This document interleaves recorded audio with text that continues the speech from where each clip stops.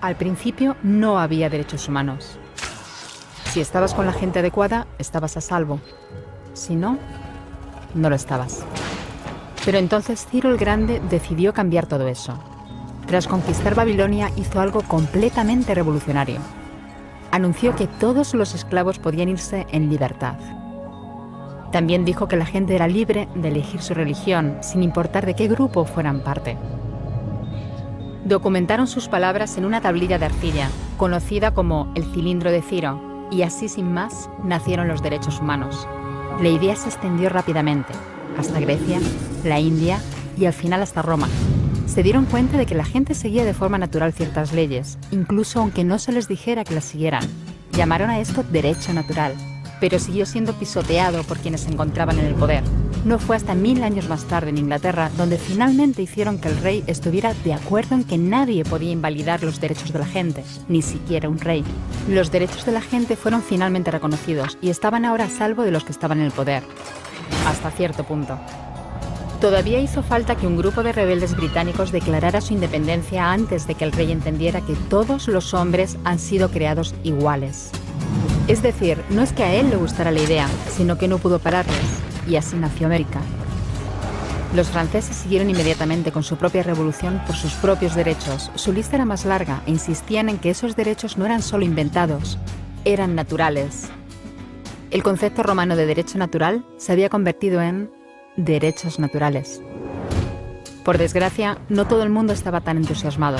En Francia, un general llamado Napoleón decidió derrocar la nueva democracia francesa y se coronó a sí mismo emperador del mundo. Y casi tuvo éxito. Pero los países de Europa unieron fuerzas y lo derrotaron. Y los derechos humanos eran una vez más un tema candente. Se redactaron acuerdos internacionales garantizando ampliamente muchos derechos por toda Europa, pero solo a través de Europa. El resto del mundo de alguna forma todavía no cualificaba.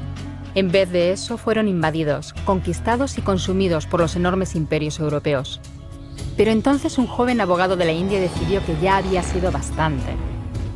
Se llamaba Mahatma Gandhi y frente a la violencia insistió en que toda la gente en la tierra tenía derechos, no solo en Europa. Al final hasta los europeos empezaron a estar de acuerdo. Pero no iba a ser tan fácil.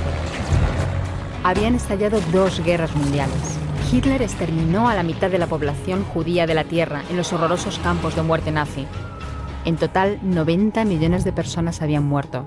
Nunca los derechos humanos habían estado tan horriblemente cerca de la extinción. Y nunca había estado el mundo tan desesperado por un cambio. De forma que los países de la Tierra hicieron causa común y formaron las Naciones Unidas. Su propósito básico era reafirmar la fe en los derechos humanos fundamentales, en la dignidad y el valor de la persona humana. ¿Pero qué eran los derechos humanos? ¿Eran las proclamaciones de Ciro? ¿El derecho natural de Roma? ¿Las declaraciones de Francia?